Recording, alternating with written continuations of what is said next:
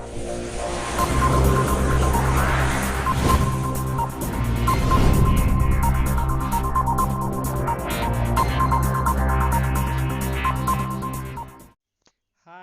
नमस्कार दोस्तों, स्वागत है आप सभी को 10वीं सीमित पंकज में। फ्रेंड्स, आज हम लोग करेंगे कक्षा 10 के गणित पार्ट नंबर 3, दो चर वाले रैखिक समीकरण युग्म।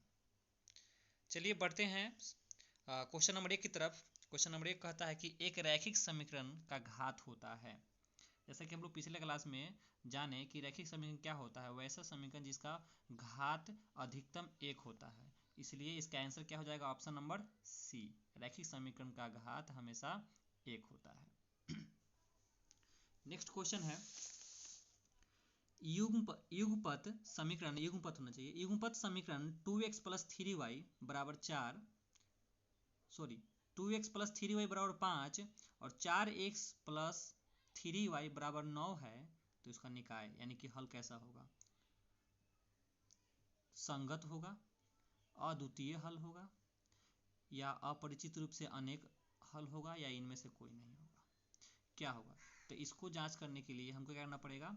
a1 बटा a2, जैसा कि हम लोग जानते हैं a1 बटा a2, b1 बटा b2, c1 बटा c2, इस तरह से हम निकाल लेंगे एक एक करके। ठीक है, तो वो भी फास्ट करेंगे, ये लिखने की जरूरत भी नहीं है।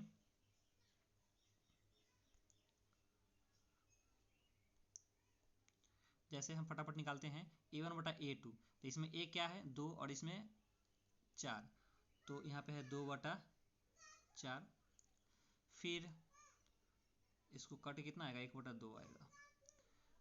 फिर हम यहाँ पे कुछ नहीं लिखते हैं। फिर b1 बटा b2, तो b1 कितना है? 3 और b2 कितना है? 6, तो 3 बटा 6, यानी कि कट कितना आएगा? 1 बटा 2, 1 बटा 2 आया।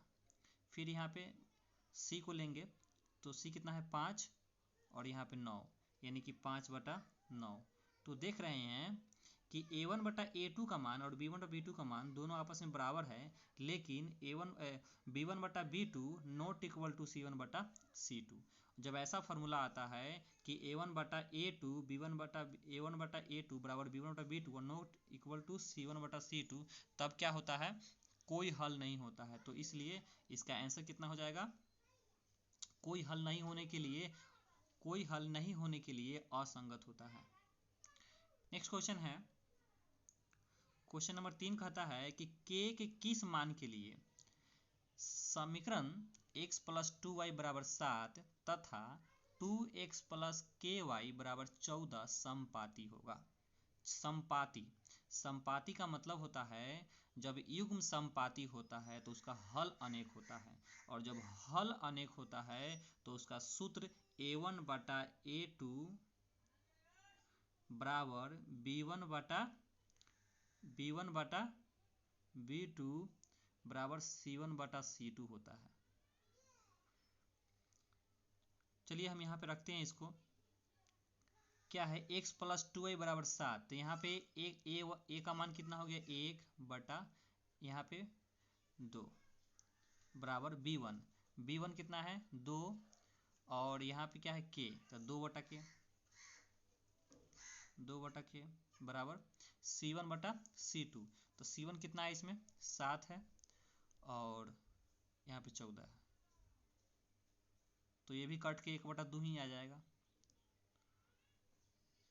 तो हम क्या लेंगे अब? 1 बटा 2 बराबर 2 बटा k को हम हल करेंगे। 1 बटा 2 बराबर 2 बटा k को हल करेंगे। इसका हम बाई क्रॉस मल्टीप्लिकेशन करेंगे तो k एकम k या 2 दूना 4, तो यहाँ पे कितना आ गया? k का मान कितना आ गया? 4। तो ऑप्शन नंबर कितना? ऑप्शन नंबर क्या हो जाएगा? सी, 3 का सी हो जाएगा 4। नेक्स्ट क्वेश्चन है 4 नंबर, बहुपद 4x square minus 4x plus 1 के मूलों का गुणनफल होगा। मूलों का अर्थात शून्यकों का गुणनफल, यानी अल्फा इंटू बीटा पूछ रहा है। तो हम क्या करेंगे? अल्फा इंटू बीटा बराबर क्या होता है? हम जानते हैं c बाई ए, और यहाँ पे c का मान कितना है? 1 और a का मान कितना है? 4, यानी कि 1 बटा 4, option number C. Next question है 5 नंबर, दो रैखिक समीकरणों के आलेख प्रतिच्छेदी रेखाएं हैं तब रैखिक समीकरण का युग्म होगा। जब प्रतिच्छेदी हो तो हमेशा उसका हल एक हल होता है, एक हल अर्थात अद्वितीय होता है। इसका युग्म जो होता है संगत होता है। नेक्स्ट क्वेश्चन है 6 नंबर, दो रैखिक समीकरणों के आलेख समांतर रेखाएं हैं। क्या है? समांतर रेखाएं हैं, तब रैखिक समीकरण का युग्म होगा। जब दो रैखिक समीकरण का आलेख जो होगा, युग्म जो होगा समांतर होता है, तब वह उसका कितना हल होता है? ऑप्शन ए कोई हल नहीं, ऑप्शन बी एक हल, ऑप्शन सी दो हल, या ऑप्शन डी अनगिनत हल। जैसा कि हम लोग जानते हैं कि जब युग्म समांतर होता है या असंगत होता है तो इसका हल कोई हल नहीं होता है। क्या होता है? कोई हल नहीं होता। इसलिए क्वेश्चन नंबर 6 का ऑप्शन नंबर ए इसका आंसर होगा। नेक्स्ट क्वेश्चन है क्वेश्चन नंबर 7 कहता है यदि a1 बटा a2 इक्वल टू b1 बटा b2 not equal to c1 बटा c2, यानी a1 बटा a2 के बराबर है b1 बटा b2, लेकिन b1 बटा b2 के बराबर c1 बटा c2 नहीं है, तब ऐसे स्थिति में कितने हल होते हैं? कोई हल नहीं होते हैं, या एक अद्वितीय हल होते हैं, या अनेक हल होते हैं, या दो हल होते हैं। तो इसका क्या होता है? सही आंसर क्या होगा? ऑप्शन नंबर ए, कोई हल नहीं होते। नेक्स्ट क्वेश्चन है क्वेश्चन नंबर 8, a का मान जिसके लिए समीकरण निकाय ax प्लस 10y बराबर 0, 2x प्लस 5y बराबर 0 का एक शून्यतर हल होगा। शून्यतर हल होगा, तब क्या करेंगे? इसको शून्यतर हल होने के लिए a1 बटा a2 बराबर b1 बटा b2 होना चाहिए। चलिए इसको करते हैं। a का मान कितना है? 1, a बटा यहाँ पे a का मान 2 है तो 2 इक्वल टू क्या? फिर b1 बटा b2, तो b1 कितना? 5, b1 यहाँ 10 है और ये 5 है, तब क्या करेंगे? 5 दूनी 10 और a एकम a बराबर 2 दूना 4। इस तरह से a का मान कितना आ गया? 4, option number A. Next question है क्वेश्चन नंबर 9, a का मान जिसके लिए समीकरण निकाय ax माइनस वाई बराबर 2, 6x माइनस 2y बराबर 3 का एक अद्वितीय हल होगा। अद्वितीय हल होगा मतलब क्या कह रहा है कि a1 बटा a2 not equal to b1 बटा b2, यही ना कह रहा है। तो हम करते हैं यहाँ पे a1 का मान यहाँ पे क्या है? a, तो यहाँ पे a रखते हैं बटा a2 का मान कितना है? 6, चलिए 6 यहाँ पर रख दिए। फिर नॉट इक्वल b1 बटा b2, तो b1 का क्या है? b1 का मान यहाँ पे क्या है? 1 माइनस 1 है। अब बटा b2 का मान कितना है? माइनस में 2, यहाँ माइनस से माइनस खत्म हो जाएगा ये। और यहाँ पे देखिए ये बराबर के उस पार से इस पार, नीचे से नीचे और ऊपर से ऊपर कट जाता है, तो उसके अनुसार यहाँ 2 से ये 6 कट जाएगा, 6 कट जाएगा 3 मरतबे। अब क्या है? a को गुना करेंगे 1 मरतबे, तो a एकम a, अब बराबर 3 एकम 3, बराबर नहीं नॉट इक्वल 3, यानी कि a नॉट इक्वल टू यहाँ पे 3 होगा। तो कहने का मतलब यहाँ कि a का मान यहाँ पे 3 होगा, तो यह अद्वितीय हल नहीं होगा, क्योंकि यह कट के a1 बटा a2 बराबर हो जाएगा b1 बटा b2, इसलिए इसका ऑप्शन नंबर बी आंसर होगा। नेक्स्ट क्वेश्चन है क्वेश्चन नंबर 10 कहता है कि a का मान जिसके लिए समीकरण निकाय 10x प्लस 5y बराबर a माइनस 5 और 20x plus 10y minus a बराबर 0 के अनगिनत हल होंगे। यहाँ पे दे दिया कि अनगिनत हल होंगे, तो हम अनगिनत वाले फार्मूला से चलेंगे। अनगिनत के लिए क्या फार्मूला होता है? a1 बटा a2 बराबर b1 बटा b2 बराबर c1 बटा c2, यानी तीनों बराबर होता है। तो हम क्या करेंगे? अब a1 बटा a2 यानी कि a कितना है यहाँ पे 10 और इसमें कितना है 20 यानी कि 10 बटा 20।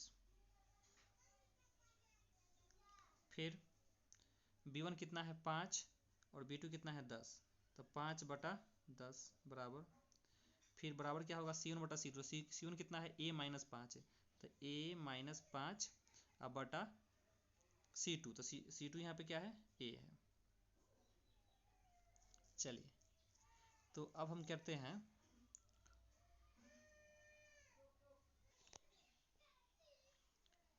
कट के, ये सब 10 से 20 कटेगा तो 1/2 आ जाएगा बराबर।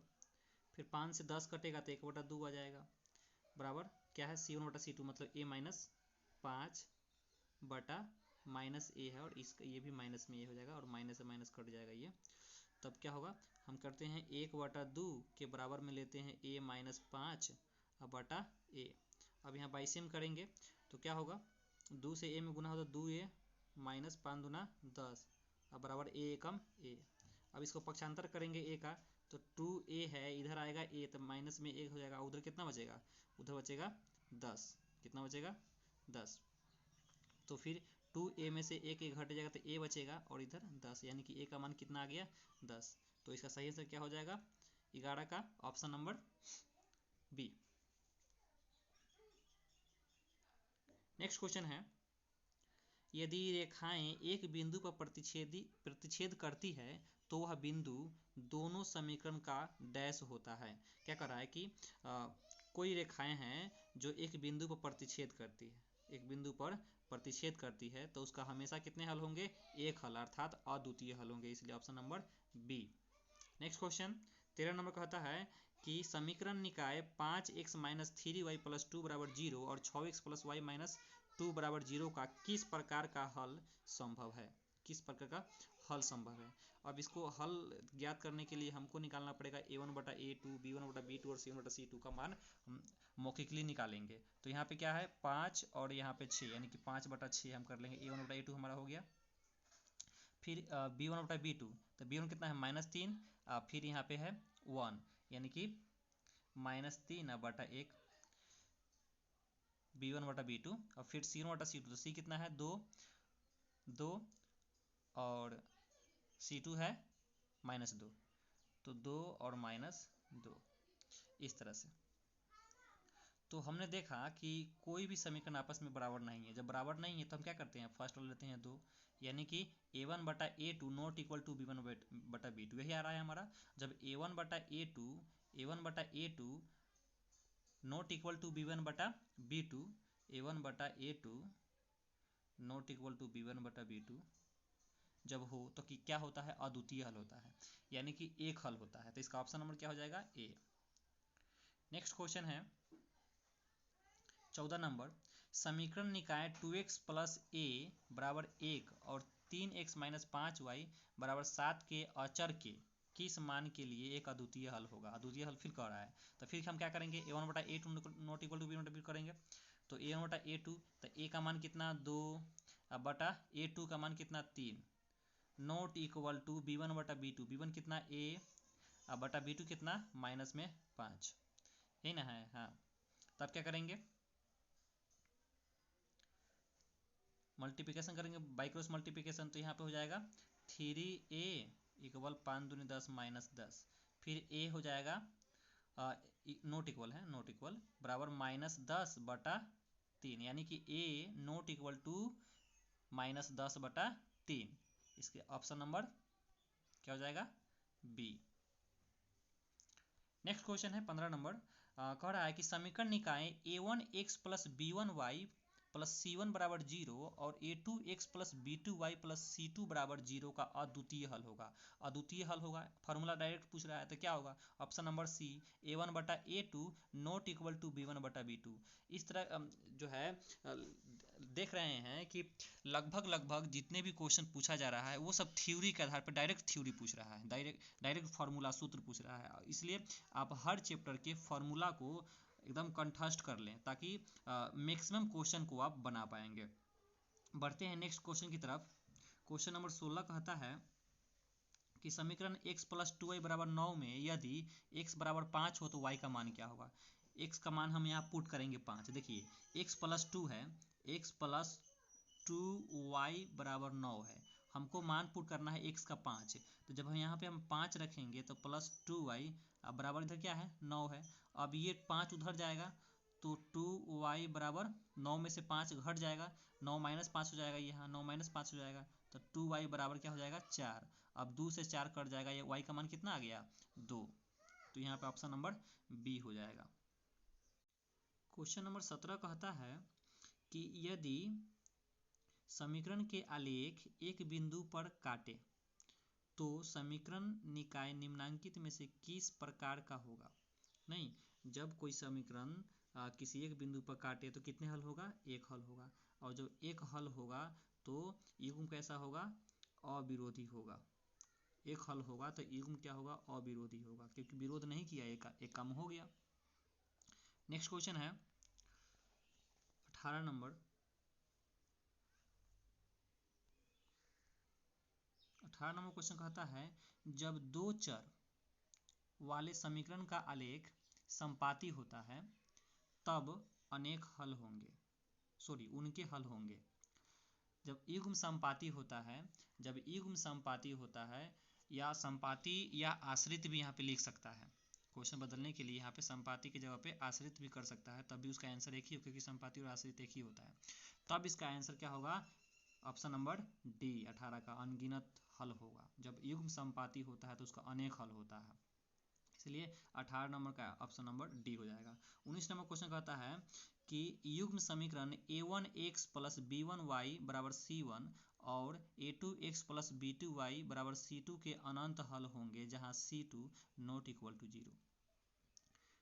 अनंत हल होने के लिए पूछ रहा है ना, तो अनंत हल होने के लिए जहाँ तक हम लोग जानते हैं, जैसा कि हम लोग जानते हैं कि अनंत हल होने के लिए तीनों बराबर होता है, यानी a1 बटा a2 बराबर b1 बटा b2 और बराबर c1 बटा c2। नेक्स्ट क्वेश्चन है 20 नंबर।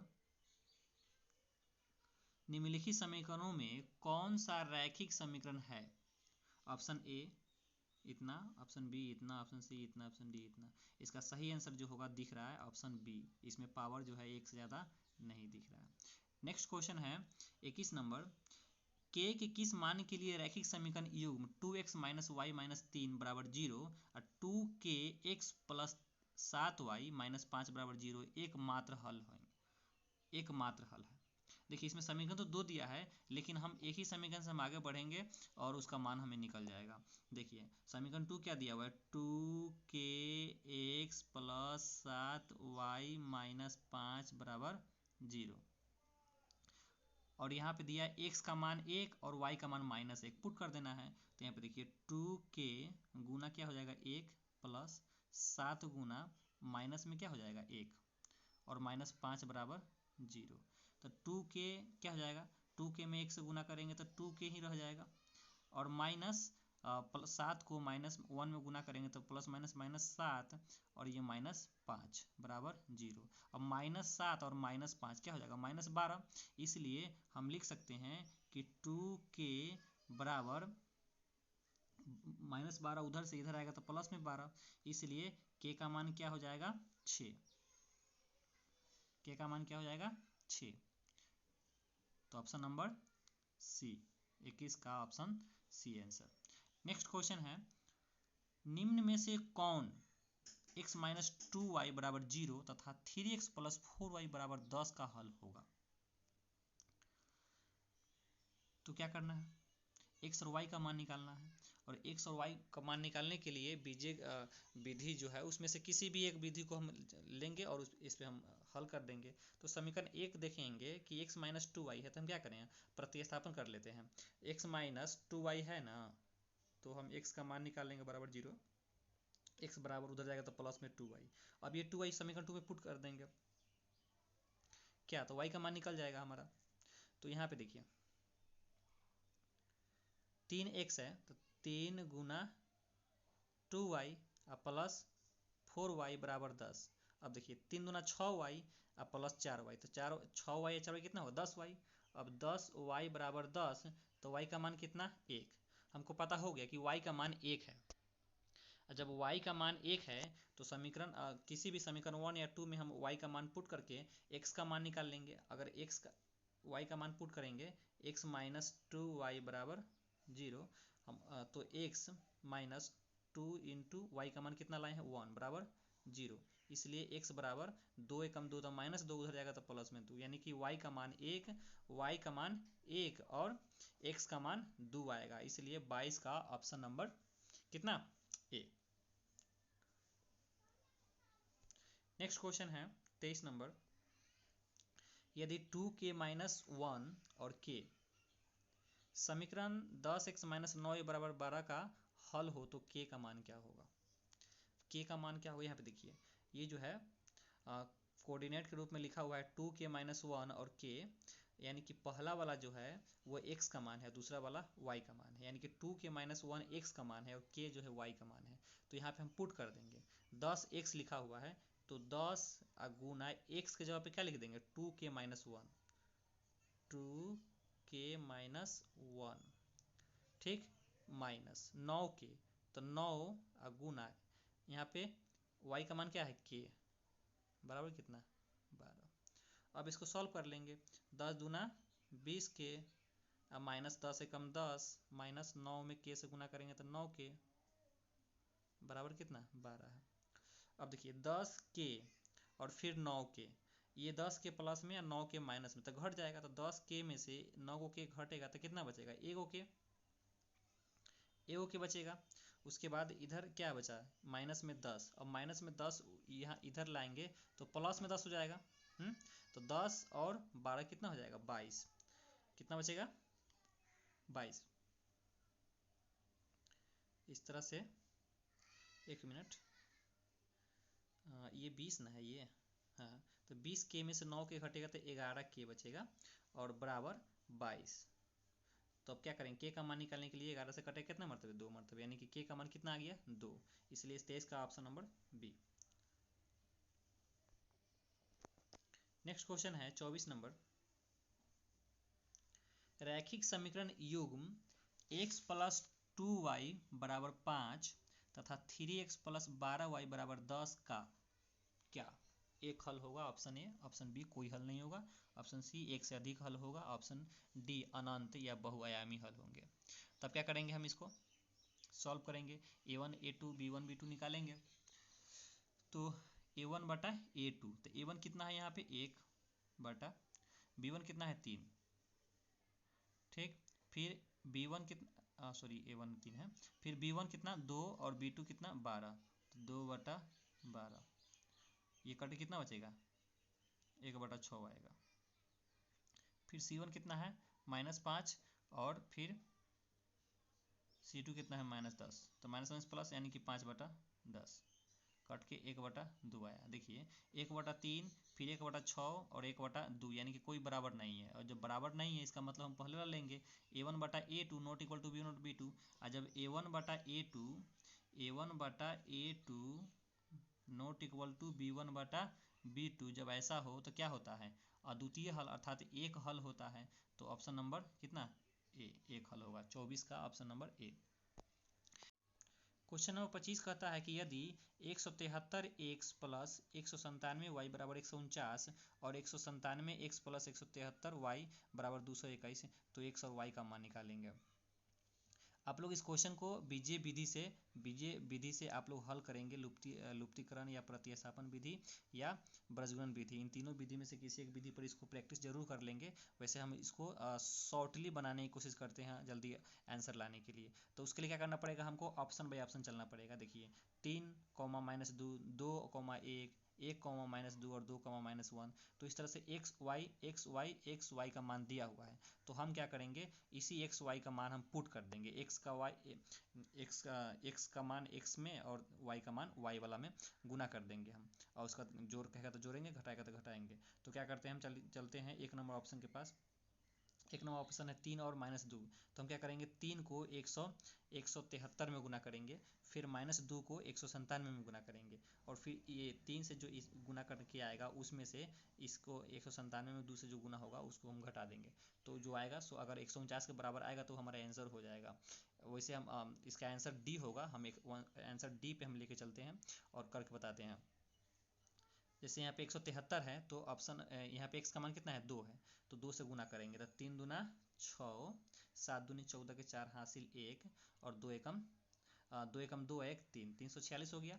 फिर यहाँ पे y का मान कितना है माइनस में 1 है, तो हम यहाँ पे y वाला में गुना करेंगे तो 197 में 1 से गुना होगा तो 197 ही रहेगा, लेकिन यहाँ माइनस है तो माइनस आ जाएगा, तो यानी कि माइनस में 197।